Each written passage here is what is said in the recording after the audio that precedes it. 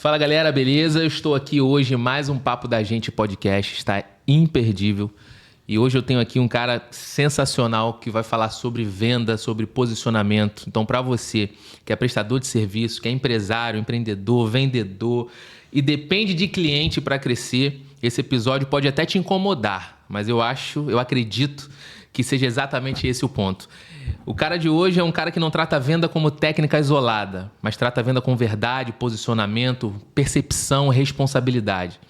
É um cara que tem uma linguagem forte, que tem um tema que deixa às vezes as pessoas com dúvida do que se trata, mas que ao ver os vídeos, ao ver as explicações, tem clareza e a boa percepção de tudo aquilo que é falado em cima desse tema. O evangelista das vendas, Joanito, seja muito bem-vindo, meu amigo. Quero te agradecer mais uma vez aí pelo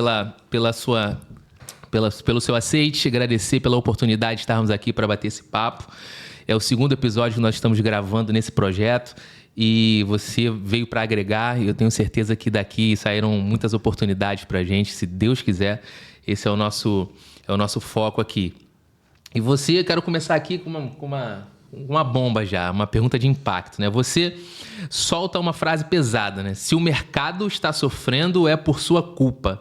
Eu queria te pedir para explicar isso, cara, olhando para o empresário comum que está assistindo agora e pensa que o problema às vezes é crise, algoritmo, concorrência ou até falta de sorte, né?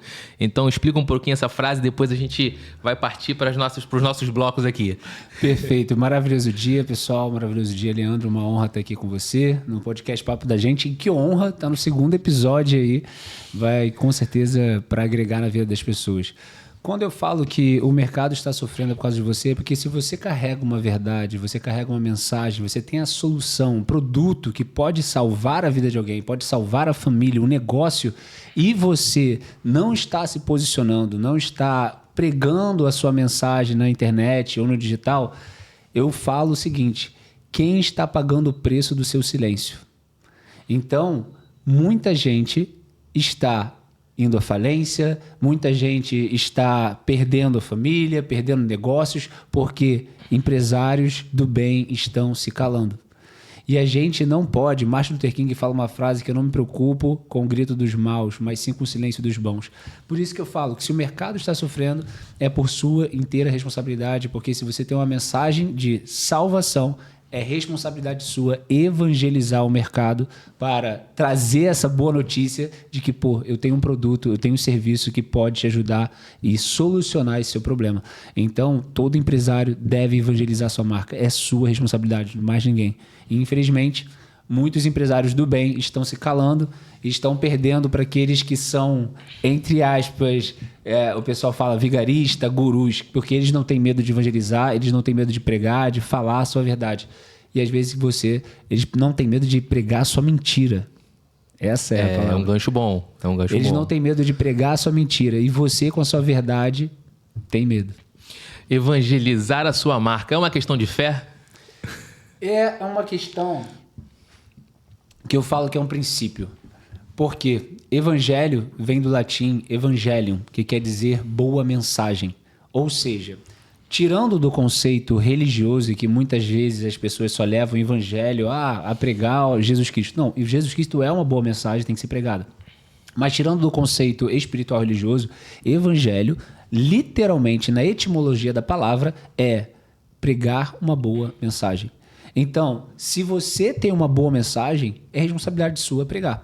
Então, não é nem um quesito tanto espiritual, apesar do que eu falo que vendas é espiritual, mas eu quero dizer que você ter uma boa mensagem, é sua responsabilidade trazer ela para o mundo, trazer a luz, trazer essa clareza para outras pessoas entenderem o que você faz e como você pode ajudá-las. Cara, boa, que gancho legal. E então, assim, a gente acaba percebendo que a maioria das empresas que perdem venda, ou empresários, como você falou, que estão indo à falência, que estão perdendo seus negócios, não é então por falta de produto, às vezes. É por falta de direção, por falta de uma mensagem clara, de um posicionamento, de uma convicção, né? Então, eu acredito muito que isso realmente esteja acontecendo, né? Porque atualmente, quem não se posiciona, as pessoas vão muito além do produto.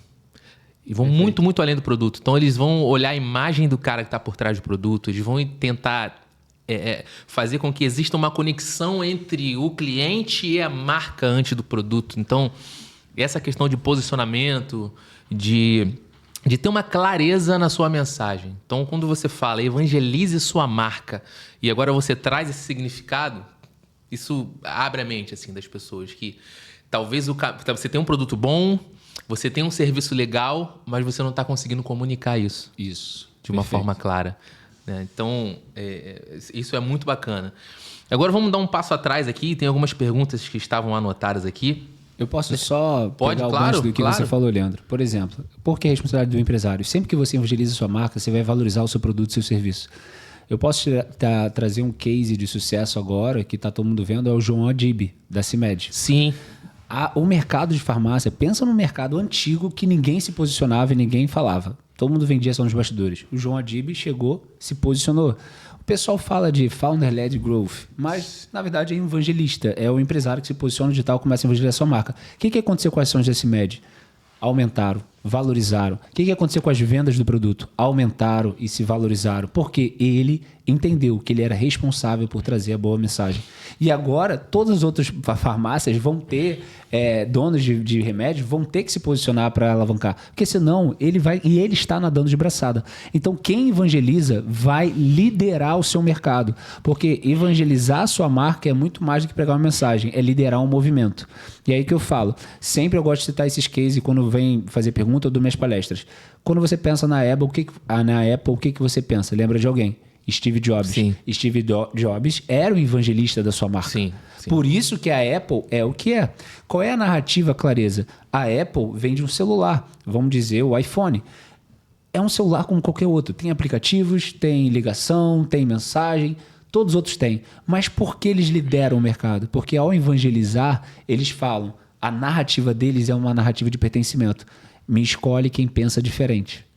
Então, sim, eles criam um movimento e aí valoriza. Sai do commodity, sai do comum. Então, não é apenas um celular. Eu estou comprando uma marca, eu estou comprando um movimento. Exatamente. Aí eu poderia citar vários. A Volvo do carro vende o quê? Segurança. Não vende um carro, vende segurança. O Jeep vende aventura. A Ray-Ban vende liberdade. Então, você vê que todo mundo que evangeliza a sua marca lidera o mercado. Porque eles conseguem passar a sua boa mensagem de uma forma que gera um movimento e um pertencimento na cabeça do cliente.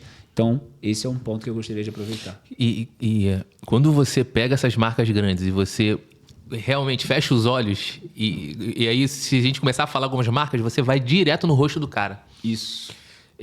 Essa identificação é que precisa ser criada. Né? Então, quando você pensa em Havan, você já pensa logo no carequinha lá da Havan, no Hang, né? E por que a Havan é tão conhecida? Por causa dele. Por causa dele. Então, porque aí você começa realmente a ligar os pontos. Aí você começa a pensar, por que tua empresa não está tão conhecida?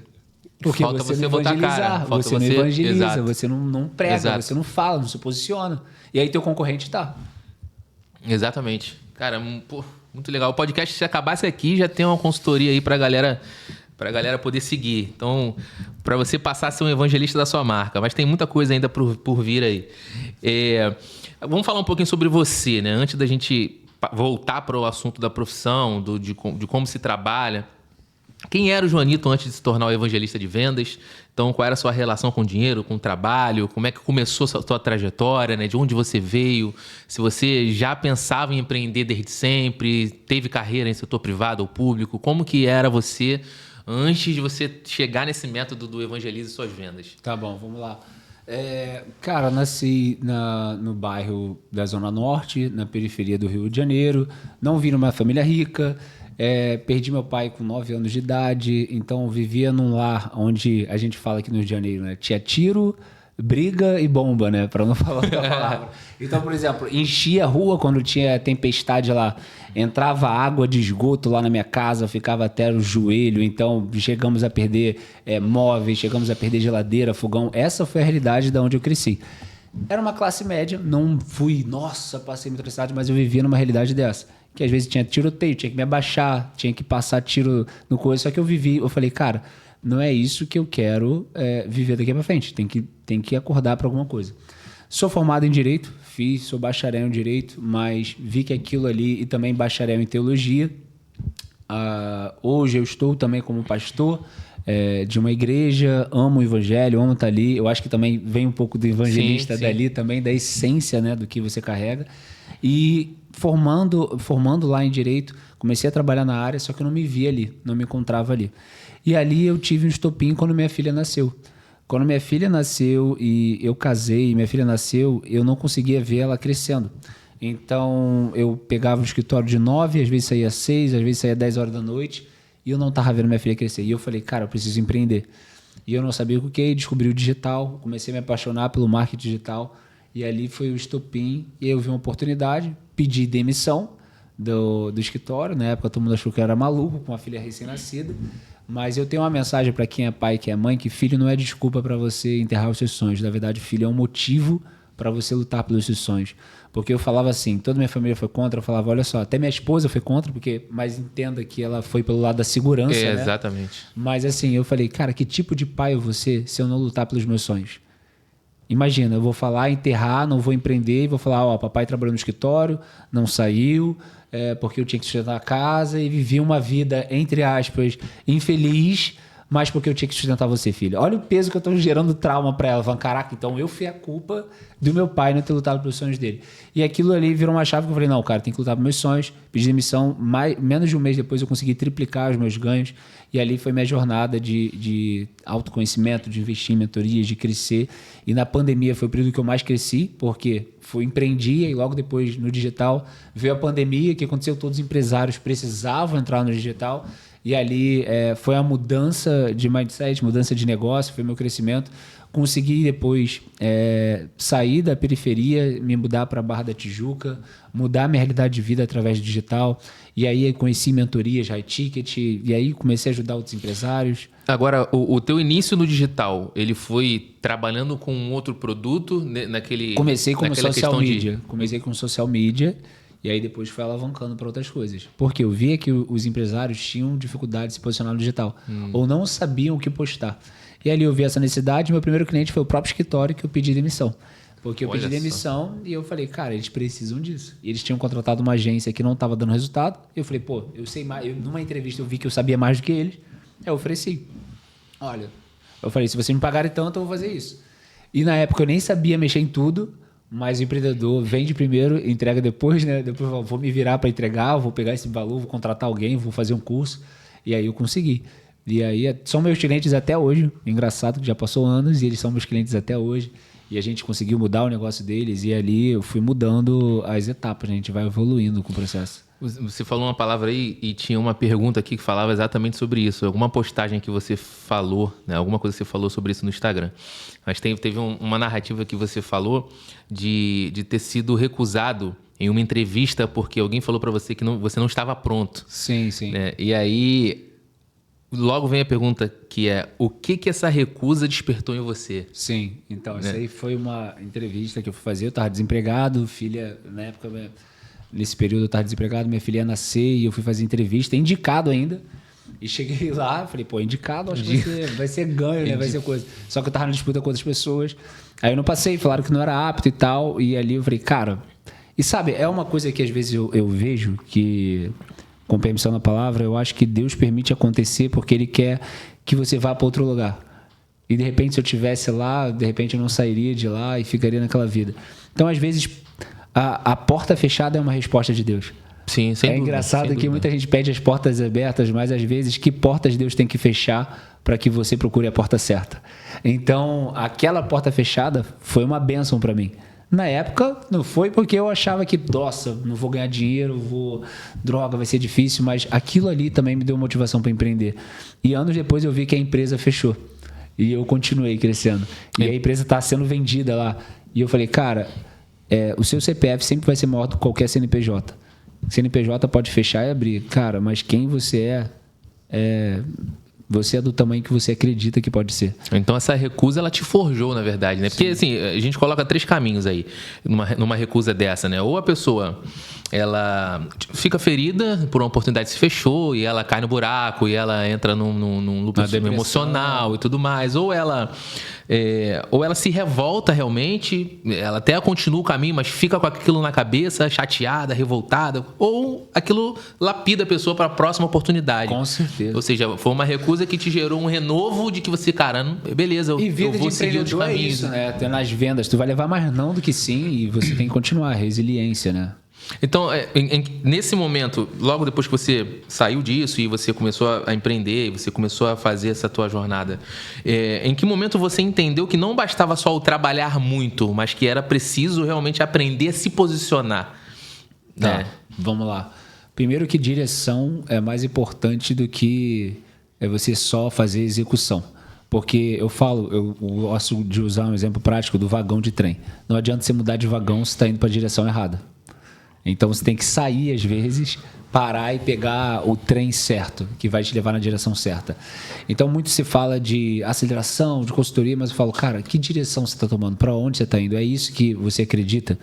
E nesse ponto você tem que avaliar se você está indo para o lugar certo, se você vai crescer com a tua empresa, se o modelo de negócio tem que mudar. Porque às vezes você está com o modelo de negócio errado, que é onde você vai ter muito mais esforço e menos resultado. Por exemplo, eu vou contar uma história minha. Eu comecei depois de social media, prestação de serviço, eu vi que demoraria muito para ter escala e eu teria que contratar muitas pessoas. Falei, cara, isso não vai dar escala. Então vou mudar. Aí depois eu entrei no mercado também de afiliados, de infoprodutos, curso e tal.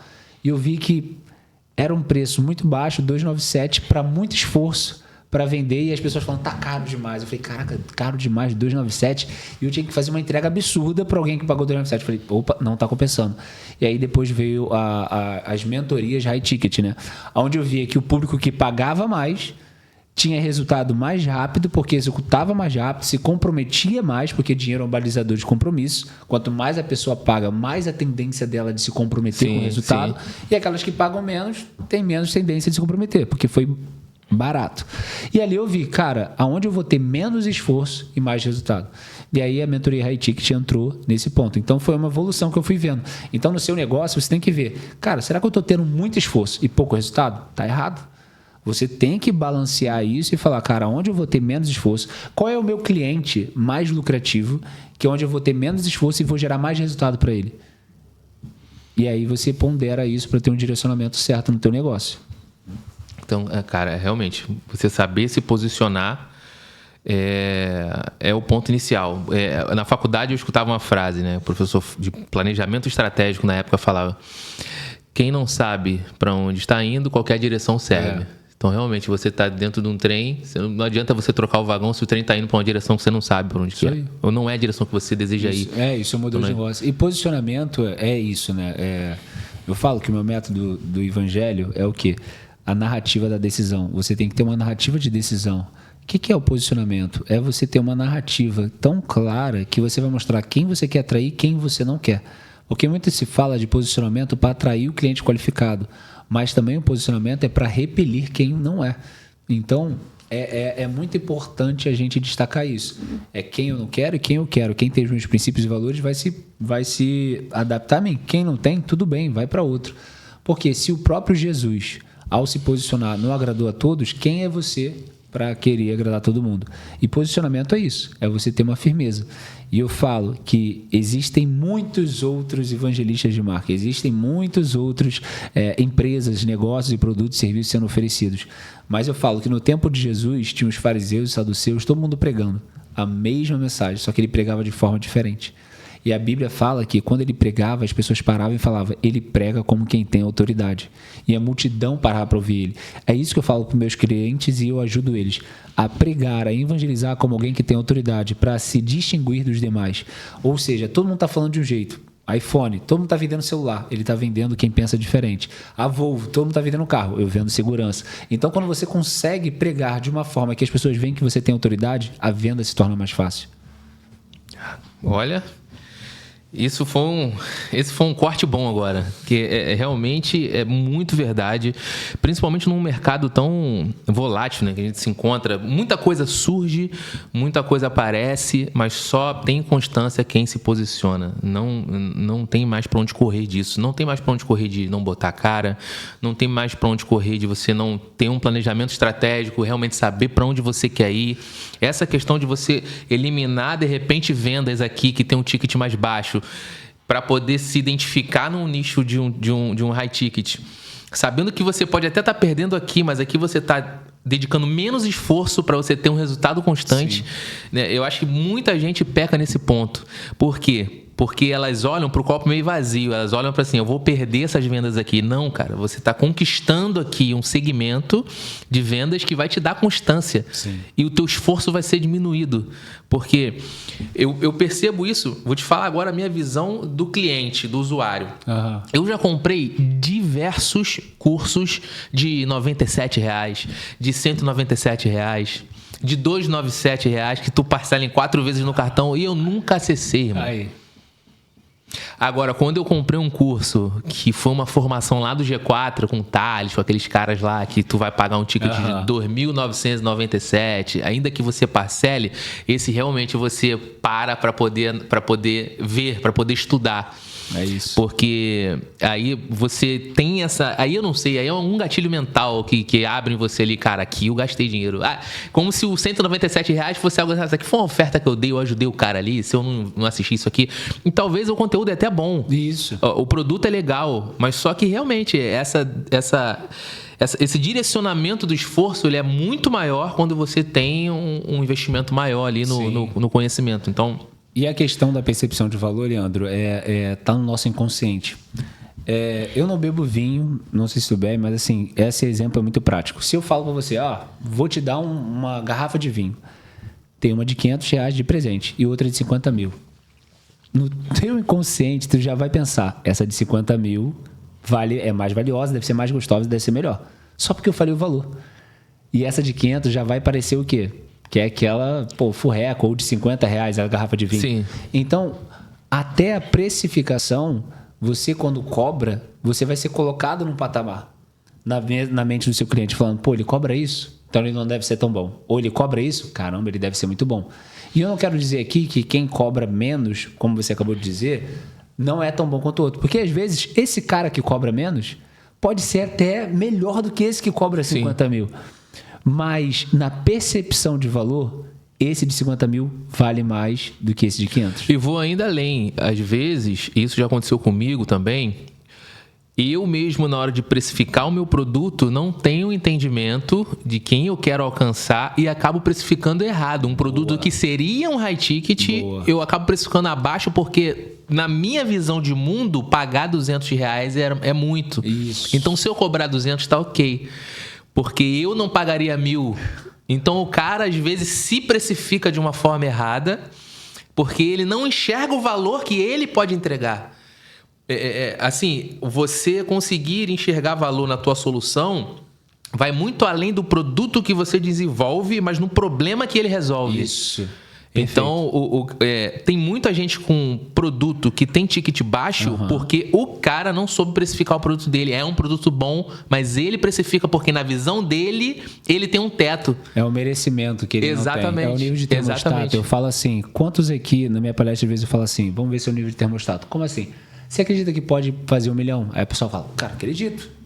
1 milhão? Posso bater, eu acredito.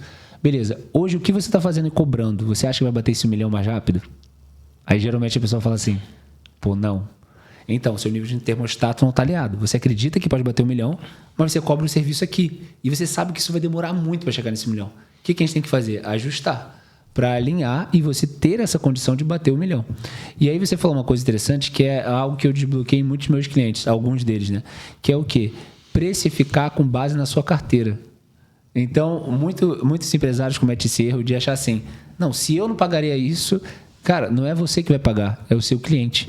E às vezes você está perdendo o cliente por precificar errado. Porque um cliente high ticket, ele não compra o produto barato. Pode ter certeza disso. Ele não vê valor. Eu vou te contar uma massa que eu nunca contei em nenhum podcast, eu vou contar aqui no teu, que foi um tapa na minha cara, metaforicamente, e me ajudou muito a perceber a valorização do meu serviço. Eu estava num evento e tinha um grande empresário lá que já tinha faturado milhões e eu fui me conectar com ele. E ao chegar lá na mesa dele, eu fui lá... Oi, tudo bem e tal? Pô, você já tinha várias placas, 6 dígitos, bater milhão, 6 dígitos todo mês.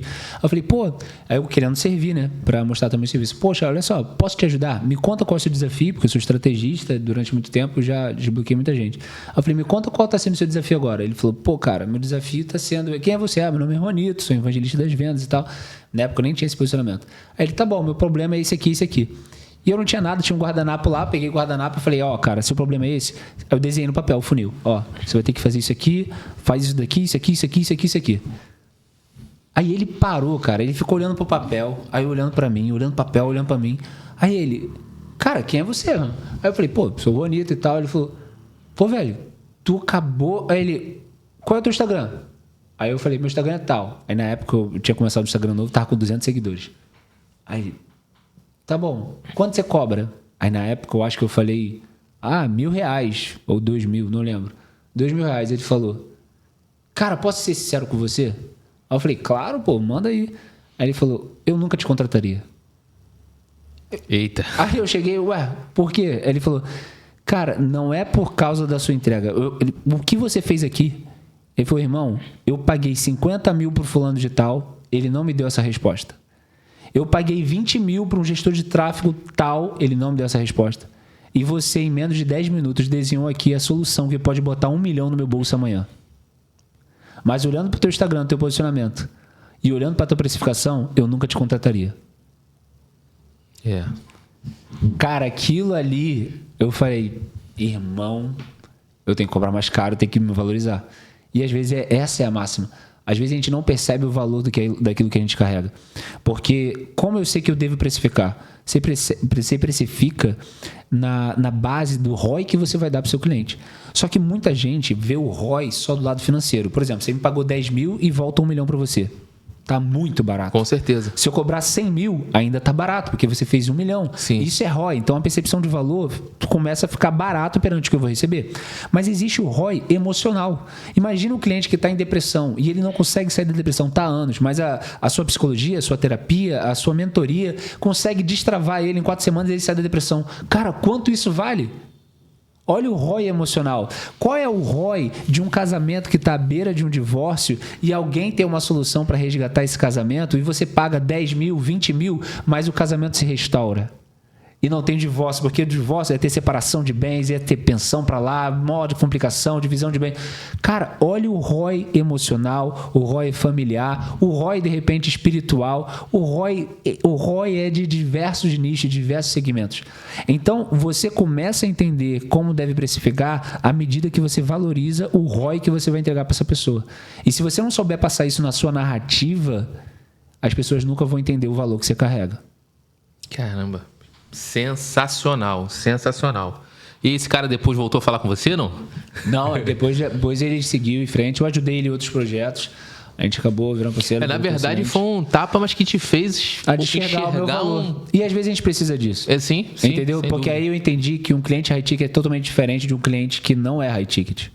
E aí a gente entra nessa questão. Você falou muito bem colocado a questão do ROI, né? do retorno, você conseguir enxergar isso e conseguir colocar o seu produto como um produto que resolve um problema, não apenas um produto para o cara comprar. Isso. Né? Você entende a dor do cara e você oferece uma solução para a dor dele. Então, o valor acaba sendo a última linha que o cara vai negociar. Se você consegue... Se o cara enxergou em você a possibilidade de resolver o problema dele... O que menos ele vai fazer é barganhar preço com você. Com certeza. Então, o empresário brasileiro, ele hoje fala mais de produto e menos de transformação. Isso. Então, eu acredito que quando o cara começa a falar mais sobre a transformação que o produto dele gera, além dele conseguir vender sem muito esforço, com certeza. Quando ele for falar do produto, o cara já quer saber onde ele assina. Com certeza. Então, falar mais sobre a transformação que o seu produto te dá do que propriamente o nome do teu produto. O que seu produto resolve? Então, até aí eu não sei, não sou social media, você é um cara que trabalhou nessa questão dessa construção, pode até falar isso de uma forma mais profissional do que eu vou falar aqui, mas da ótica do usuário. Sim. Quando eu entro no Instagram de uma empresa, e aí o primeiro vídeo que eu vejo é o nome do produto e um valor. E quando você entra num outro perfil, que você fazendo uma pesquisa e você começa a ver vídeos de clientes satisfeitos com aquela solução, você começa a ver depoimentos, você começa a ver vídeos da empresa apresentando a tela do sistema ou apresentando uma abordagem no cliente, tudo aquilo ali, sem você dizer o que é, sem você falar o nome do produto, sem você falar valor. Qual que vai gerar mais impacto para o cara que está buscando? O segundo, né? Certeza. Então, essa é a ótica e isso até é o que eu preciso aplicar hoje. Eu vou te ser sincero. Eu hoje também fazia o jeito errado. Faço o jeito errado. Eu preciso começar realmente a colocar os produtos que estão sendo desenvolvidos, né? Eu vou te falar, eu tenho coisa guardada de produto que já foi criado, que já está na plataforma para vender, mas eu não vendo, porque eu ainda não sentei para fazer, caramba, como que eu vou fazer esse produto chegar nas pessoas Vamos que são botar isso pra segmentadas? funcionar, então. Vamos botar Entendeu? Isso pra funcionar. Produtos estão prontos, e-books que estão prontos. Então, e nem precisa estar pronto. Simples, coisa nem simples. precisa estar pronto. O que eu falo? Venda primeiro, entrega depois. Só que venda primeiro com a verdade. Por exemplo, você pagaria algo de 1 milhão sem estar pronto? Não. A maioria fala não, mas provavelmente sim. Sabe por quê? As pessoas compram no imóvel na planta. Não está pronto. Eles pagam 1 milhão, 300 mil, 100 mil. Então, o que quero dizer com isso? Eu comprei o meu quando só tinha um terreno, Eu confiei, né? Primeiro, confiança. E segundo ponto, a pessoa te mostrou o projeto. Vai falar, não está pronto, mas o que eu vou te entregar é isso. Dentro de tanto tempo. Então, você pode vender algo de 100 mil, de 1 milhão, sem estar pronto, desde que você se comprometa com a entrega e você mostre para ele o que vai ser entregado. Acabei de te destravar agora. Então, você pode vender sem estar pronto. Que às vezes as pessoas estão travadas, não, que quando estiver pronto. E aí vai procrastinando. E não vende nada. Cara, vende primeiro. Porque você tem que ver se vai vender o produto antes de lançar. O que a maioria faz antes de lançar um livro? Vou fazer um livro, você pode comprar na pré-venda.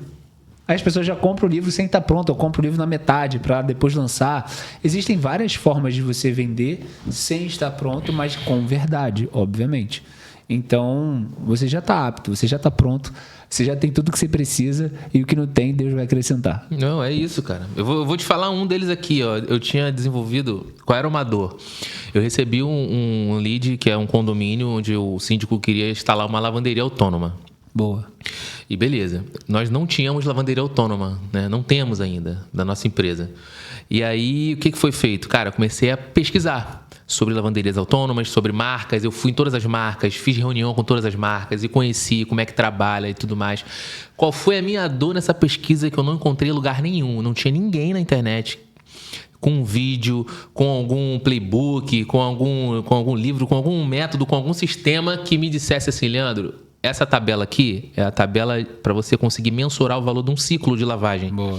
Então, aqui você coloca o valor do seu insumo, você coloca aqui a quantidade, o gasto de energia do equipamento, você coloca aqui qual é a faixa de consumo de água, e esse sistema te dá aqui o relatório completo do quanto que você precisa atingir de ciclo no mês para você ficar no azul, do quanto que você precisa vender para poder pagar as despesas, do quanto... Aí eu falei, cara, não tem isso, não tem ninguém. Quantas lavanderias tem no Brasil?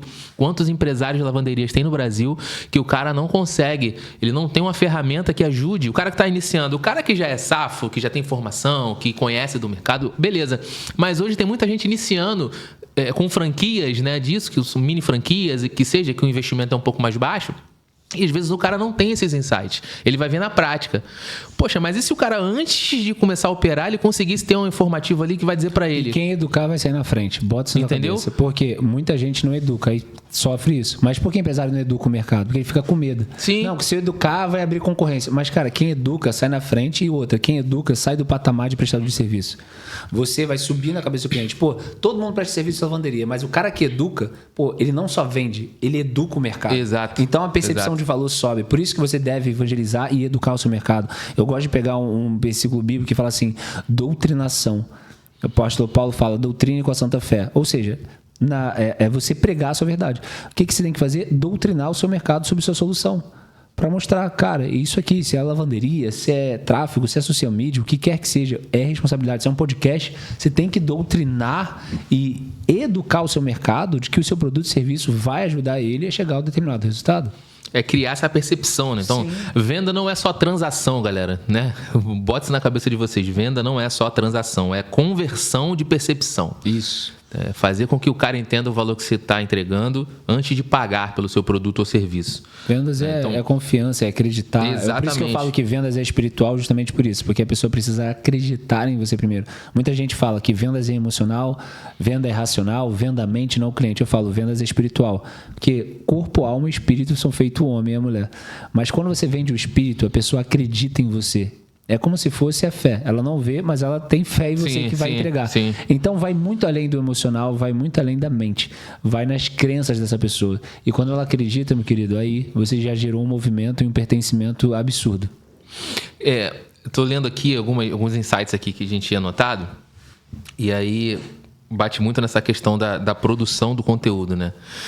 Hoje muita gente produz conteúdo, mas pouca gente constrói a autoridade que de fato gera venda. Boa. Né? E aí tem algumas perguntas aqui que a gente queria debater aqui. Então, você defende que conteúdo que vende não nasce apenas de uma ideia criativa, mas de uma tese.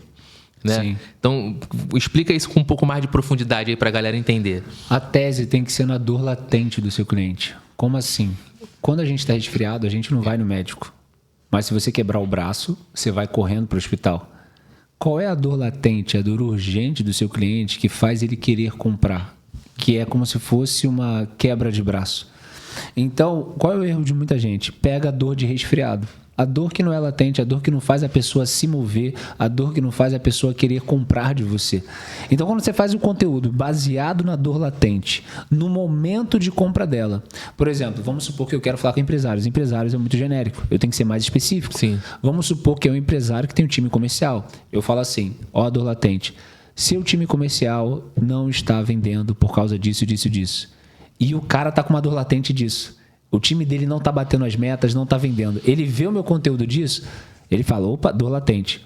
E ele já está procurando a solução, momento de compra. E eu ofereço. Eu vou fazer uma análise de diagnóstico para você, onde você vai aumentar a sua conversão de 30% a 40% em menos de 30 dias. E vou te mostrar aonde você está errando agora. Ou seja, eu fiz um conteúdo que vende. Por quê? Está na dor latente, no momento de compra dele, que o cara fala, ele está falando a minha língua, ele está falando o que eu preciso e ele está mostrando a solução. Ele vai se interessar, ele vai querer acompanhar. Então, esses são os conteúdos que vendem. Quando eles se baseiam na ótica do seu cliente. Porque qual é o erro de muito empresário? Querem vender sobre sua ótica. Querem postar conteúdos do que eles querem, que eles gostam de falar. Mas se o cliente quer ouvir sobre isso... Do que eles acham que é o certo. É um erro muito comum. Vou dizer, muitos clientes meus na área de advocacia e médico. O advogado quer pregar o juridiquês, quer falar bonito. Cara, o cliente não está nem aí. A jurisprudência, porque concomitante, ela lá... Fala no idioma do seu cliente. Jesus, quando pregava, ele falava de assuntos complexos da forma mais simples possível. O reino de Deus é como uma semente lançada. Todo o povo era da agricultura, eles entendiam aquilo. Ou seja, o advogado tem que chegar no digital e falar na linguagem do seu cliente. Seu marido não está pagando pensão? Sabia que ele pode ir para a prisão? Eu não preciso falar a jurisprudência da pensão, que não você... O cliente não se conecta. Então, quando você fala no idioma do seu cliente, tocando na dor latente dele, naquilo que ele está procurando, querido, não tem como não aumentar sua conversão em vendas. E mesmo que essa pessoa não tenha um público enorme nas redes sociais, se ele soubesse posicionar, ele acaba vendendo. Com certeza. Então, eu agora, meu perfil, Evangelista das Vendas, comecei esse perfil novo porque eu perdi 2 outros perfis. Vendo high ticket com menos de 10 mil seguidores. E eu não preciso comprar seguidores, eu não quero comprar seguidores porque isso destrói o algoritmo. Porque eu poderia comprar seguidores, é muito fácil. E como é que eu vou passar a máxima aqui? Como é que você identifica alguém que comprou seguidores? É só você ver a taxa de engajamento da pessoa. Tem 10 mil seguidores, aí tu vai ver 10 curtidas, comprou seguidor. Com certeza. Porque a média de taxa do Instagram de entrega é no mínimo de 10% a 5%. Tem menos que isso, é seguidor comprado. Fato. Boa. A galera já vai conseguir fazer as análises aí. Certo. E, cara, isso ajuda a vender de alguma forma. Com certeza. Me ajudaria também, só que eu não quero, porque eu quero também mostrar pro meu povo que não precisa ter muitos seguidores. Exatamente. Exatamente. Então, pro cara eu vendo, eu vou te ajudar a vender também. Pro cara que tá começando, pô, se ele conseguir ver que você tem resultado. Isso é um mito. Isso é um mito digital, cara. A pessoa acha que tem que ter muitos seguidores. Tantos seguidores aí e tal. Compra seguidor e tu pode comprar seguidor, pode comprar um outro de coisa, aí tu vende lá, mas não vai vender com isso. E essa questão bate justamente nessa tecla. Você tem muita gente que tem pouco público, mas tem resultado, porque é um público orgânico, foi gerado ali, não foi comprado. Clientes qualificados. Não tem nenhum árabe. Enquanto tem gente que tem até alcance, tem até número de seguidores, mas não convertem.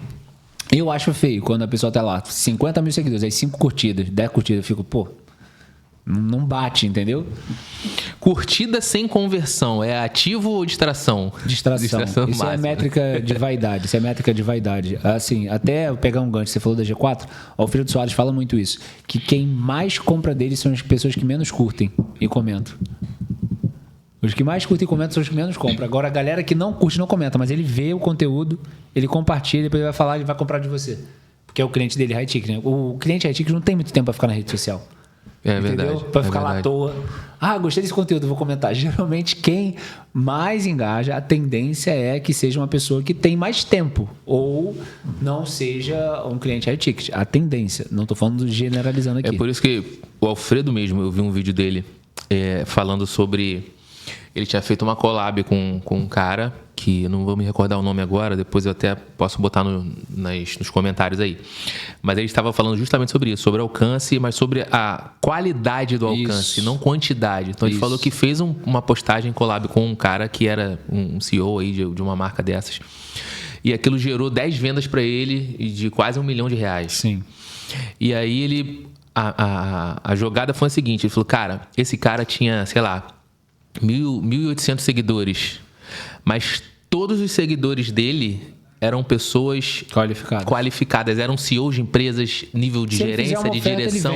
Qualquer oferta que ele fizer, ele vende. Tem um case, vocês podem procurar no Google depois, de uma influência digital que tinha mais de 1 milhão de seguidores e não conseguiu vender uma blusa, lembra? Que apareceu no jornal. Sim. E tudo. Ela não conseguiu vender uma blusa com 1 milhão de seguidores. Por quê? Era um público totalmente desqualificado e era uma influência digital. Então, até isso você tem que tomar cuidado quando for contratar uma influência, porque eu já usei uma dessas estratégias e vale muito a pena.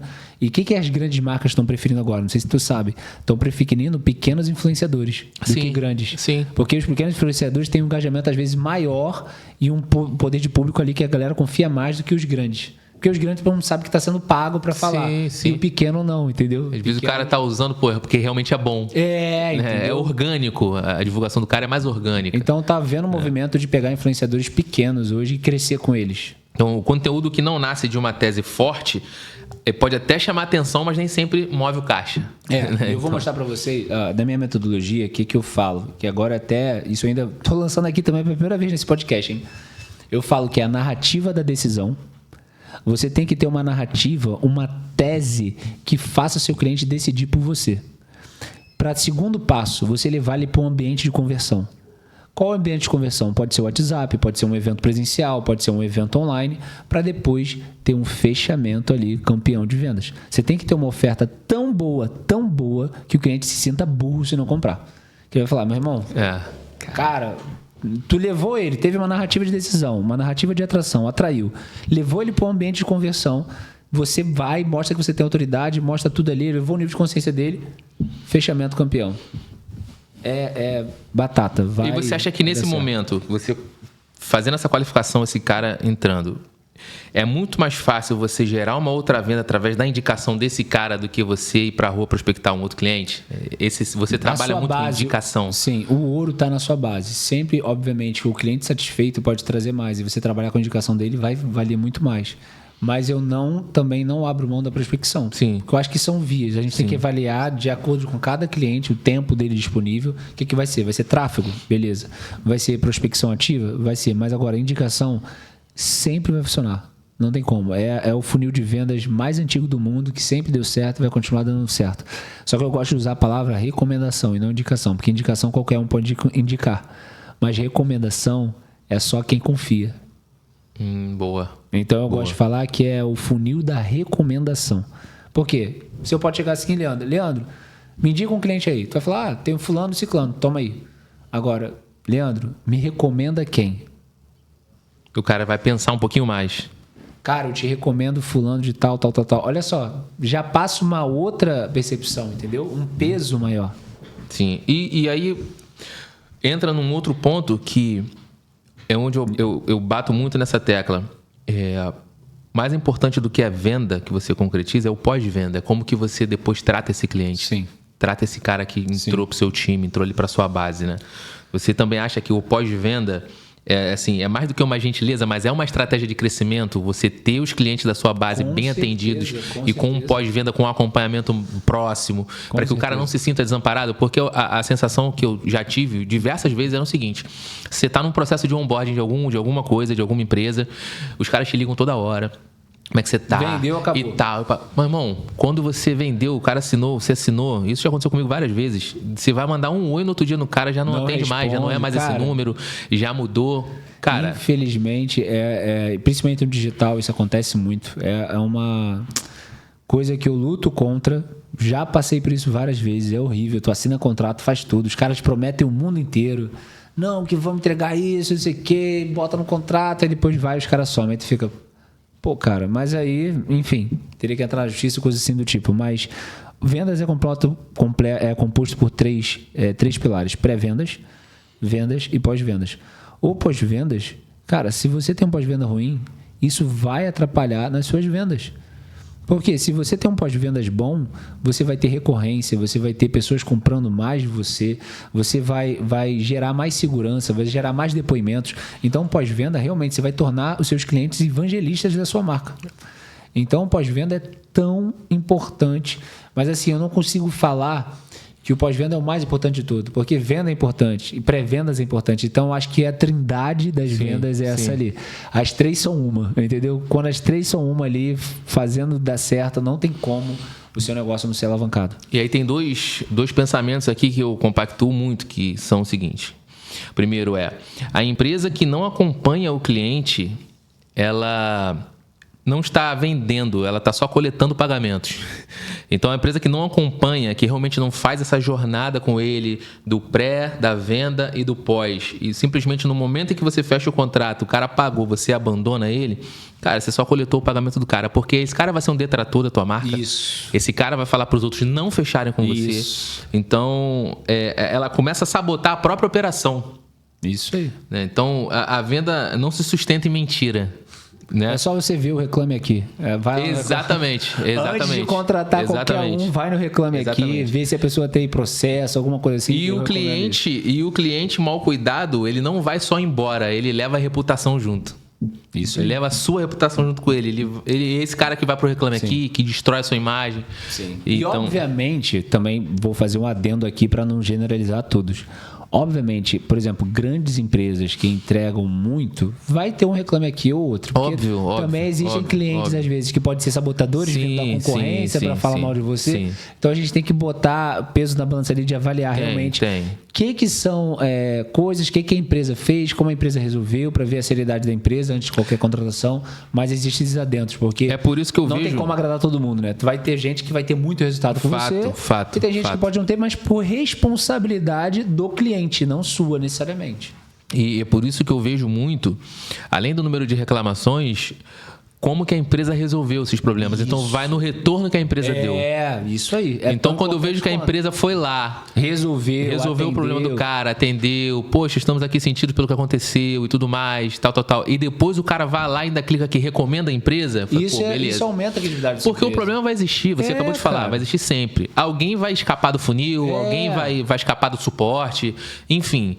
Então, a ideia é que isso não seja recorrente, mas vai acontecer. Sim. Agora, como que você resgata esse cara, dá um atendimento digno para ele e retorna com ele aqui para ele deixar de ser um detrator e passar a ser um divulgador? Que tipo de cliente também vale a pena, agora falando sobre a ótica do empresário, que tipo de cliente vale a pena você abrir mão? Cara, eu não abro mão da minha paz. Dinheiro nenhum no mundo paga o preço da minha paz. Porque eu, por exemplo, eu escolho meus clientes hoje. Eu não trabalho com qualquer um. Se não tiver os meus princípios e valores, se não tiver bem alinhado ali na call de vendas, quando eu vejo que o cliente vai dar problema, eu falo, não tem vaga aqui. Não é para você, vai para a concorrência. Por quê? Vai ser dor de cabeça e o cara pode ter todo o dinheiro do mundo. Eu já recusei, fiz até um post sobre isso, que o cara falou, não, vou te pagar o ticket mais caro, vou não sei o quê. Só que na call, como diz o ditado, o santo não bateu, o cara tava todo mal educado, não sei o quê. Eu falei, cara, esse cara vai dar problema. E o que aconteceu? Eu vi que ele dava problema com todo mundo. Uhum. Então, às vezes a gente fala sobre a ótica do empresário, né? Não, que tem que ver se o empresário... Mas às vezes tem muito cliente cabeça dura, cara. muito cliente, cara, chato, que não vai dar certo, que vai prejudicar a sua operação, então demita esse cliente. Agora, falando sobre a ótica do empresário, verifique também se esse cliente é o seu cliente lucrativo, verifique também se esse cliente é um cliente bom para sua marca ou se vai ser um possível detrator ou alguém que só vai atrapalhar. Até porque tem gente que vai te chamar, você vai lá, vai fazer todo um trabalho de pesquisa, você vai entender o cenário do cara, vai apresentar a solução, mas o cara quer fazer o que ele quer. Isso. E aí, o que adianta? Que adianta você lá? Aí vai falar, pô, o Leandro não entregou. Ele não entendeu o que eu quis dizer, isso. Ou ele não me acompanhou o meu pensamento, mas você não tá lá para acompanhar o pensamento do cara. Tem cliente chato para tudo. É igual tem empresário ruim, tem cliente ruim. Então a gente tem que saber sobre as duas óticas aí e avaliar muito bem. E principalmente falando sobre a ótica do empresário agora, e você deve ser um cara que atende muito empresário.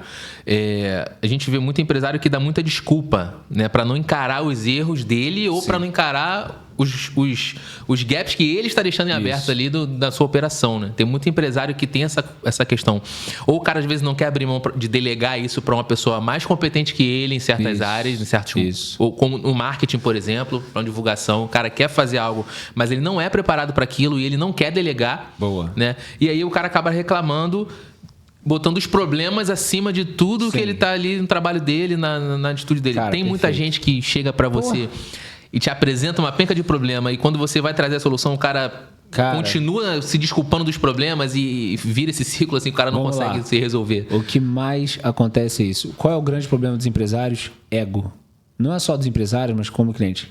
O ego destrói. Existe um versículo bíblico que fala que a soberba precede a queda. Deus dá graça aos humildes, mas resiste aos soberbos. A soberba precede a queda. Infelizmente, muitos empresários vão à falência por causa da sua soberba. De acreditar que sempre foi assim, tem que ser do meu jeito e acabou. Então, o que eu falo? Se você não for humilde para reconhecer que você precisa de ajuda, vai quebrar. E eu tenho um outro ditado que eu falo assim: empresas não vão à falência. Empresários vão. Porque a empresa não tem sentimento, não tem decisão, não tem nada. É o CPF por trás dela. Então, se o empresário é cabeça dura, está tomando decisões erradas, a empresa foi à falência por causa dele. Então, empresários vão à falência, empresas não. Empresas vão por causa do empresário ruim, que não sabe delegar, que não sabe confiar.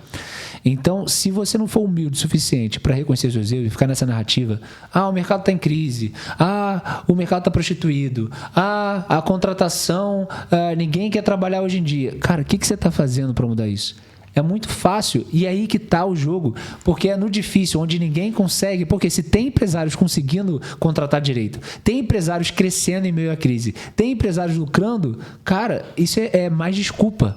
É mais do mesmo, ao invés de você procurar a solução. Então, ao invés de ficar na manada, todo mundo reclamando, eu vou reclamar, e nossa, o mercado está prostituído, nossa, o mercado está difícil. Cara, eu vou ser humilde o suficiente. O que eu tenho que fazer para sair da manada? O que eu tenho que fazer para contratar certo? Eu vou contratar um RH. O que eu vou fazer para aumentar as minhas vendas? Vou contratar um mentor de vendas? O que eu estou fazendo que meu marketing está dando errado? Vou contratar alguém de marketing especialista no assunto para mudar. Então é ser humilde, porque ninguém consegue conquistar nada relevante e grandioso sozinho. É impossível. Tem uma frase do Flávio Augusto que ele fala assim: você pode até fazer 100 mil sozinho, mas se quer bater mais de 1 milhão, é impossível fazer sozinho. Tem um platô que a gente bate. Então ninguém é o super-homem, nem a super-mulher. Você vai precisar de ajuda e de uma equipe junto com você se você quer fazer coisas grandiosas. E ser humilde para isso é o primeiro passo. E uma grande dor do mercado é essa: ficar usando de desculpas e narrativas. E para a galera que fala que o mercado está prostituído, eu sempre falo: se até as prostitutas souberam se valorizar, porque tem prostituta de luxo e tem as outras prostitutas, quem é você para não valorizar o teu serviço? Irmão, é isso. E o cara não olha realmente, não faz uma autoanálise para entender, cara, como que pode, às vezes, um concorrente está indo bem e ele não está conseguindo sair do ponto ali onde ele parou. E aí, cara, assim, na minha opinião, são 4 pontos ali que o cara precisa ter uma análise assim, de bate-pronto, que é: ou o produto do cara está mal definido, ou a comunicação está fraca, ou existe uma falha no processo, seja ele emocional, né? Às vezes é um processo emocional do dono. Sim. Do cara realmente... Ou o público está errado. Então tem alguma questão aí que... Sabe que a reserva... Pode falar um case da reserva? A reserva, antes do Rony mudar, a reserva, ela batia no público A. que no Brasil, basicamente, só tem de 220 milhões, 1 milhão de pessoas aqui que é público AA, que é a galera que ganha muito dinheiro. E eles descobriram que estava errando o público. Que o público deles era o B, que ali bate, se não me engano, uns quase 10 milhões de pessoas só. O público B é a galera que ganha até 20 mil ou mais, um pouco de 20 mil ali. O público A é acima de 50 mil, né? Então, eles viram, cara, a gente está errando o público. E a loja deles, no início, ficava junto com o Louis Vuitton, ficava com a marca assim para alcançar o público A. Eles viram que não vendiam tanto. Aí, quando eles fizeram um rebrand e mudaram o posicionamento da marca e botaram as lojas com mais fácil acesso junto com o público B, as vendas triplicaram.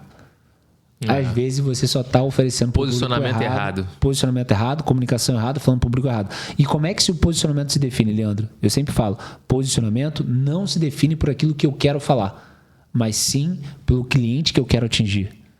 Como assim? Quando eu defino o meu ICP, quando eu defino o meu avatar, como alguns dizem, ou quando eu defino o meu cliente lucrativo, eu vejo o que ele está procurando e eu me posiciono para atrair ele.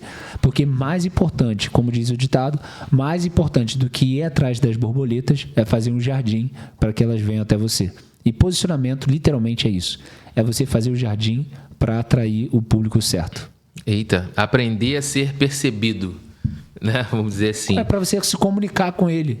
Enquanto você não definir seu cliente, você não vai ter um posicionamento. E isso exige muita disciplina do cara, né? Então, tem muito empresário que quer crescer, que quer escalar, mas não suporta a disciplina. Sim. E aí, isso é uma trava muito grande para o negócio do cara. E uma grande dor do empresário, você falou isso no início, é o cara que quer alcançar todo mundo. Não, porque eu tenho que falar com todo mundo. Sim. Não vai conseguir. Tem que subnichar ali, ter um começo. Depois você pode vender as outras coisas, mas primeiro começa por um único objetivo, um nicho, um tipo de cliente para você ter vendido. Isso só mostra que, às vezes, o negócio não está travado do lado de fora, mas ele está travado na cabeça de quem lidera. Isso. Se o cara não conseguir entender essas nuances do mercado, do cliente, da ótica do cliente, não da dele, enfim, uma série de questões que nós já falamos aqui, realmente, o mercado estando bom, o cara quebra. Então, assim, é muito doido isso, você... Hoje, na era da informação, o cara tem que estar munido de dados, ele tem que entender. Se a reserva não faz esse branding, se ela não tem essa mudança nesse posicionamento, talvez... Quebrasse. E sabe uma coisa que eu falo assim, a zona de potência do empresário tem que ser vendas. O motor principal é vendas. Eu falo que, de repente, vou chutar aqui, uns 60% do negócio tem que ser focado em vendas. Sabe por quê? Outro erro também que muitos empresários cometem é focar em coisas técnicas. É o empresário que fica na bolha. É o pessoal da estética que vai para conferência de estética, vai para não sei o que o equipamento tal. É o salão de beleza que fica naquele coisa. É o advogado que só vai para a OAB, que concílio de coisa. Só mais conhecimento técnico e vendas não está se aperfeiçoando. Não tem um processo comercial. Não tem um marketing de atração. E aí não entende. Aí são pessoas que são muito boas naquilo que fazem, mas são como um tesouro no fundo de oceano. Não são encontradas. E aí tem aquelas pessoas que às vezes não têm o conhecimento técnico, não têm o material que você tem, não tem a solução que você carrega, mas elas sabem vender. Elas sabem se posicionar, elas sabem fazer o marketing, aí elas aparecem mais. E aí o mais visto sempre supera o melhor. É porque o cara, ele precisa tirar da mente dele de que só porque ele não trabalha num setor de vendas, que ele não é um vendedor. Todo mundo é um vendedor. Independente do nicho que você opera, se você é um médico e você tem um consultório, você vende o seu serviço. E você precisa se posicionar se você quer escalar o seu negócio. Sim. Então, principalmente saber falar, né? Saber comunicar. Com então, certeza. Todo mundo, independente de área de atuação, deveria, na sua concepção, o cara deveria fazer uma mentoria de venda. Da bolha, ele tem que sair da bolha e ver como é que está as vendas. Porque com venda ele soluciona tudo, Leandro. Com vendas ele pode contratar mais. Com vendas ele pode investir, abrir um novo espaço. Agora, sem vendas. E o cara faz vários investimentos só para ficar na bolha e se manter na bolha. E as vendas só caindo. E aí isso não se sustenta. E é isso que quebra a maior parte dos negócios. E aí vamos falar um pouco aqui mais sobre internet, sobre redes sociais e tudo mais. Então você acredita que, você já falou isso aqui, que existe o caminho do tráfego pago, né, da pessoa que quer ali ter uma prospecção rápida pela internet, joga um valor, se determina um raio de atuação. Sim. E você vai chegar em pessoas ali que talvez sejam o teu público-alvo ali. Você consegue até direcionar isso, né, nas redes sociais. Agora, paralelamente a isso, também deve existir a percepção de construir crença no mercado. Né, de construir esse valor no teu público orgânico, em quem você já atende, ou no público que vai até o seu estabelecimento sem vir através de tráfego. Então, eu te pergunto assim, o que tende a ficar mais valioso? Né? A atenção de quem você está gerando tráfego ali pago, a confiança de quem já está ali no seu trabalho, né, esse senso de comunidade. E aí, uma outra que quem depender só de anúncio e não souber construir essa crença no mercado, ainda corre algum risco de não dar certo, de não crescer? Com certeza. Quanto mais canais de aquisição você tiver, melhor. Quanto mais canais até de contato com o seu cliente, melhor. Você não pode depender só do Instagram, não pode depender só do TikTok, LinkedIn, WhatsApp. Quanto mais canais de comunicação, melhor para você ter. Porque o Instagram pode chegar e a falência, igual o Orkut, um dia, falar, acabou. E aí vamos supor que todo o seu negócio estava dependente do Instagram. Morreu. Então, quanto mais pontos de contato com o seu cliente, e-mail, WhatsApp, LinkedIn, melhor para você se manter sendo visto. Agora, a questão do orgânico. Eu sempre falo que o tráfego, qual é um erro muito comum que a pessoa comete? Elas fazem tráfego de qualquer jeito, mas elas não têm a estrutura do negócio. Elas não têm o ICP definido, não tem nada. Aí muita gente bota a culpa no gestor de tráfego ou nas agências, porque elas têm responsabilidade nisso também, no sentido de que elas pegam qualquer um, porque querem vender para qualquer um. Aí também é o erro também da estrutura da agência. E aí eles vão prometer milagre, vai fazer tráfego, vai alcançar tantos clientes e tal. Mas aí o cara não sabe vender. O que adianta? Tu faz tráfego, chega ali de todo dia. Aí chega lá, não tem processo comercial. Aí não vende. Aí bota a culpa no tráfego. Aí fala, tráfego não funciona. Mas às vezes é o seu processo comercial. Ou às vezes você não tem bem definido o seu ICP. Você não tem uma oferta validada. Então o que eu falo? Sempre recomendo começar no orgânico. Você ter um orgânico forte, validado. Depois que você impulsionar no tráfego, a tendência para ser muito mais assertivo e a conversão ser muito mais resultado vai acontecer naturalmente. Porque você já validou no orgânico. Você já fez acontecer no orgânico. Aí você já preparou no A1. Agora você precisa impulsionar isso para chegar a mais pessoas. Só que um erro muito comum é que a galera não tem isso forte e já quer impulsionar. E aí impulsiona qualquer coisa. Aí a tua mensagem não está clara, não chega na pessoa certa e fala, nossa, não está dando nada certo na minha vida. Exato. E tem uma frase aqui legal que diz assim, o futuro não vai premiar só quem aparece, mas vai premiar quem consegue ser lembrado, desejado e escolhido. Isso. Então, assim, resume muito sobre tudo isso que a gente está falando e é muito importante que você fique atento a isso, a todos esses insights que você está recebendo aqui, para aplicar isso no teu negócio. Eu acredito que muita coisa aqui a galera já consegue aplicar e consegue já ter um resultado. E o importante é começar, cara. Começar a dar start, senta, traça uma estratégia, vê aonde você quer chegar, qual o público você quer atingir. Isso é muito importante. Posso falar as tendências de 2026? Claro, com certeza. Vamos lá, tendências de 2026. Ouro aí, ó. Tendências de 2026 para frente, tá? O mercado está mudando constantemente, Leandro. O tráfego está ficando mais caro e a tendência é só piorar. Agora o Facebook vai repassar o imposto para gente. Então, depender só de anúncio. Só se você tiver muito poder aquisitivo você vai conseguir sustentar. Quem está começando não vai conseguir sustentar nisso. Então, qual é a tendência? Primeiro, ecossistemas. Todas as empresas vão ter que ter o ecossistema de soluções. Toda empresa também daqui para frente vai ter que ter um braço de educação. Mentoria, consultoria, de educação ali, mesmo que seja para os seus próprios funcionários. Então, o que é um ecossistema de soluções? É onde eu contrato você, por exemplo, você falou que tem essa questão de... nos condomínios. Lavanderia. Lavanderia, mas você tem outra coisa, mercadinho. O mercadinho. Olha só, mercadinho, mas eu também tenho lavanderia. Sim. Eu também tenho coisa da academia. Sim. Então, olha só, o condomínio que te contratar, ele tem um ecossistema de solução. Sim. Ou seja, eu não posso contratar só o teu mercadinho, eu posso contratar isso, a piscina, que não sei o quê. Então, os empresários que tiverem um ecossistema de ofertas, um ecossistema de soluções, vão dominar daqui para frente. Porque as pessoas estão cansadas de ter que contratar só um aqui, aí contrata outro ali, aí depois tem que ir outro lá. E o cara que oferece tudo vai ganhar.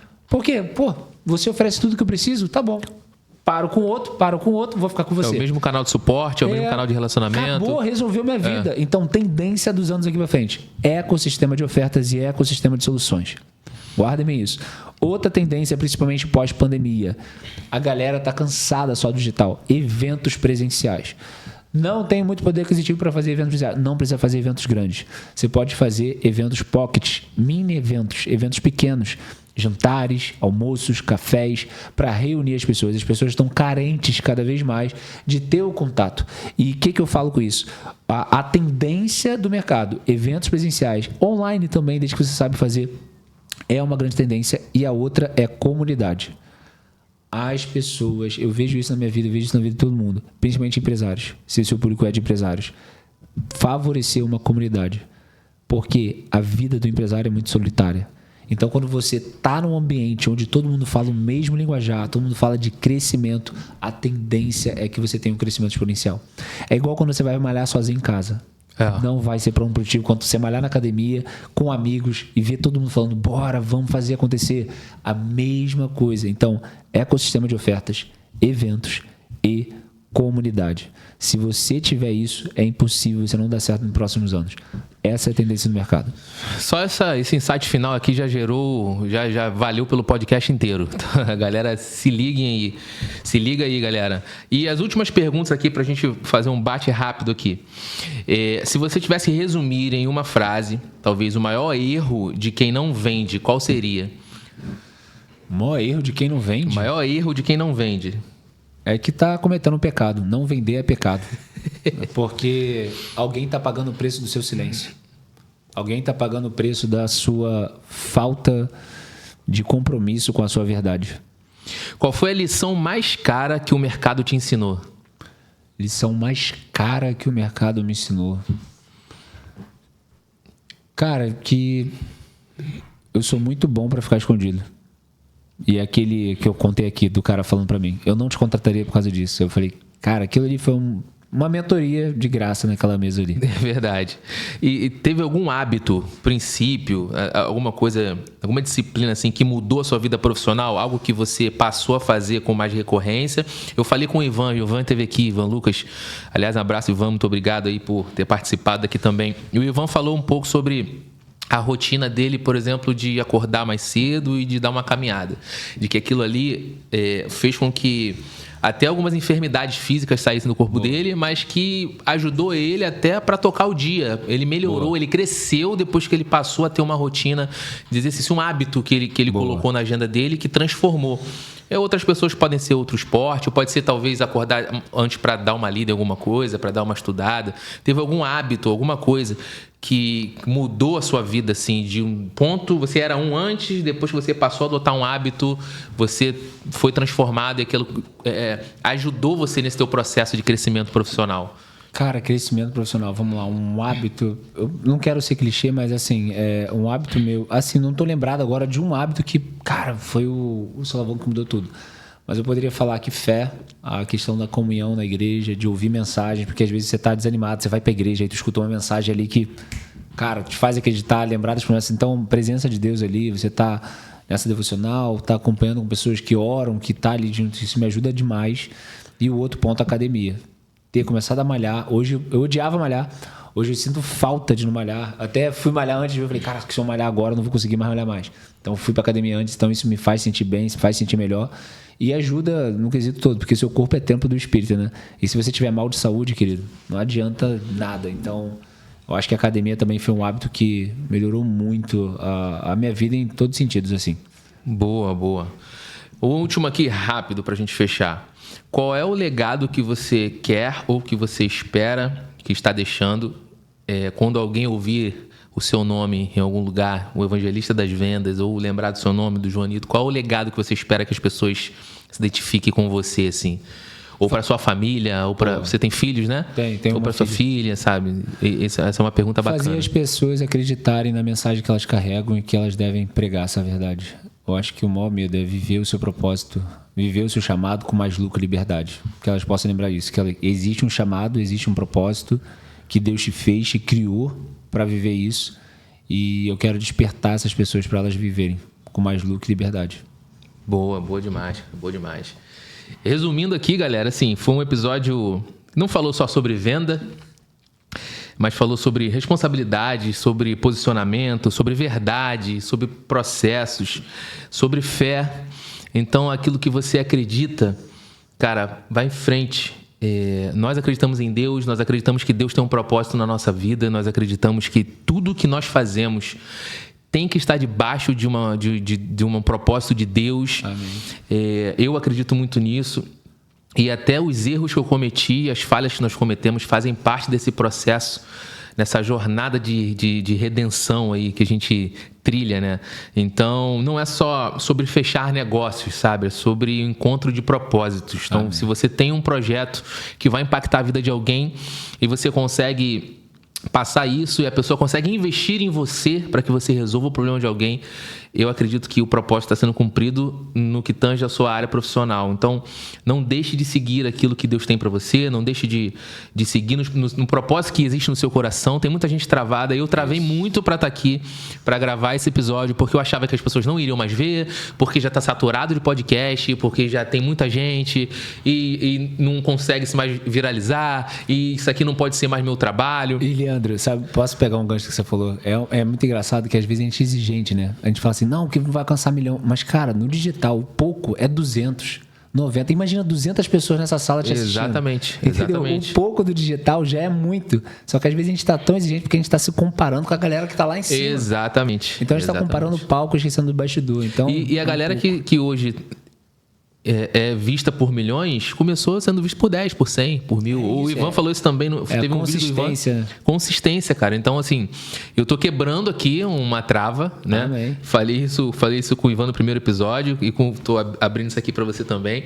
Então, é isso. Se esse episódio te confrontou, te confortou de alguma coisa, às vezes o primeiro passo para a gente crescer é parar de terceirizar a culpa, né? Então, coloca tudo no papel, coloca as tuas ideias, não se culpe pelo que você não fez, mas que daqui para frente você comece a fazer aquilo que está no teu coração. Não espere o tempo perfeito, as melhores ferramentas, porque quem espera a perfeição nunca vai sair do zero. Você nunca vai estar com o melhor equipamento. Eu pensava assim, né? Eu tinha que ter um celular legal para gravar, eu tinha que ter um computador bom, e às vezes hoje eu tenho isso e não faço. Aí eu vou começar, eu troco os problemas, né? Eu troco os problemas, as barreiras. Então, é isso, galera. Siga em frente, que esse episódio possa ser um divisor de águas na vida de vocês. Espero vocês aqui. Comentem e compartilhem no vídeo. Sigam o Joanito nas redes sociais, o Evangelista das Vendas. Eu vou deixar o link, vou deixar tudo aqui na descrição do vídeo. E se você tem alguém que quer contar a história aqui, alguém que você acha que vai inspirar outras pessoas através da sua história, da sua jornada como empreendedor, como pessoa, marca aí nos comentários, marca em algum lugar que a gente vai entrar em contato para que você possa estar aqui também. Meu irmão, tamo junto, Leandro. Muito obrigado. É um prazer. Deus abençoe tua vida e teu trabalho. E é isso, galera. Vambora. Tamo junto. É nóis.